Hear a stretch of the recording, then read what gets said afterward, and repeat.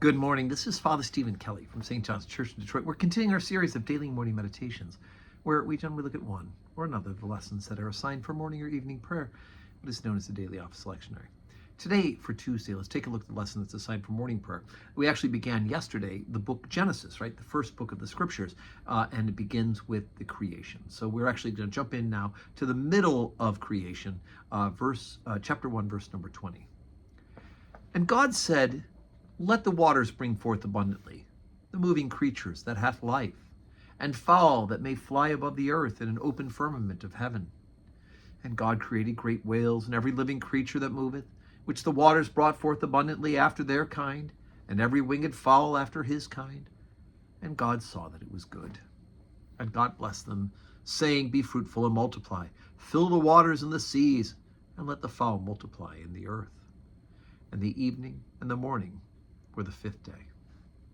And God said, "Let the earth bring forth the living creatures after his kind, cattle and creeping things, the beasts of the earth after his kind." And it was so. And God made the beasts of the earth after his kind, the cattle after their kind, and everything that creepeth upon the earth after his kind. And God saw that it was good. And God said, "Let us make man in our image, after our likeness, and let them have dominion over the fish of the sea, and over the fowl of the air, and over the cattle, and over all the earth, and over every creeping thing that creepeth upon the earth." So God created man in his own image. In the image of God created he him, male and female created he them. And God blessed them. And God said unto them, "Be fruitful and multiply, and replenish the earth and subdue it, and have dominion over the fish of the sea, and over the fowls of the air, and over every living thing that moveth upon the earth." And God said, "Behold, I have given you every herb bearing seed which is upon the face of the earth, and every tree, in the which is the fruit of the tree yielding seed. To you it shall be for meat. And to every beast of the earth, and to every fowl of the air, and to every thing that creepeth upon the earth, wherein there is life, I have given every green herb for meat." And it was so. And God saw everything that he had made, and behold, it was very good. And the evening and the morning were the sixth day. Thus the heavens and the earth were finished, and all the host of them.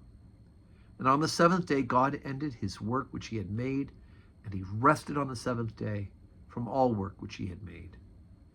And God blessed the seventh day and sanctified it, because that in it he had rested from all his work which God created and made. Okay, so what can we take out of this? So let's take some poignant. There's 100 sermons in this particular reading, but of course, what we have here, a couple of quick quotes. One is the order of creation, that God has created an orderly fashion, and that each of the things that he creates, before we had the creation of the earth and all that, and then we have the creation of the creatures themselves, and then ultimately the highest order being man, the creation of man. But God gives all of them the ability to eat and provides for them what they're going to eat, right? He provides the food first, the fruit of the earth, then the animals to eat that, and then man, and it gives man dominion over all the rest of them. All of them given the command to be fruitful and to multiply. And when God made man, of course, this is what always struck me. I remember the first time I was really paying attention. God says, "Let us make man in our image," right? And this isn't just some sort of form of the royal we. We are not amused, right? Like the Queen of England might have said. But it is plural in the sense that, even though we have one God, could it be that the people writing the Old Testament put these words because it was revealed to them? And in fact, it is Trinitarian. The church has read that into it as well. But we are made in God's image. You and I are made in God's image. Now, it's good. It's very good. His whole creation is very good. But we haven't gotten to the part of the story yet where the creation has fallen. The introduction of sin distorts that created reality. We are born as children of Adam, right? And because of original sin, because of that sin, the image of God has been distorted in us. The good news, of course, is that Jesus Christ, by grace through faith, has restored us back into relationship with the living God. So stay tuned. We're just doing the beginning. We've got a whole Bible ahead. So today's Tuesday, 12:15 Holy Communion and 4 o'clock evening prayer. come worship with us. Join us in person. If not, you can pray with us on the live stream.